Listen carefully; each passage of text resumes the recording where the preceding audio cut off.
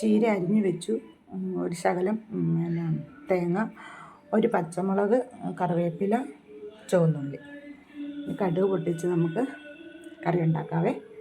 ചീനിച്ചട്ടി അടുപ്പിൽ വെച്ച് നമ്മൾ എണ്ണ ചൂടാക്കാനിട്ടിട്ടൊന്ന് ചൂടായി വരുമ്പോൾ നമുക്ക് കടുകിട്ട് ബാക്കി സാധനം ഇൻഗ്രീഡിയൻസൊക്കെ ഇട്ട് നമുക്ക് തോരൻ ഉണ്ടാക്കാവേ.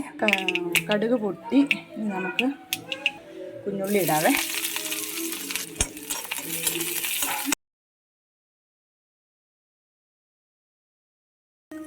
ശകലം മഞ്ഞൾപ്പൊടി,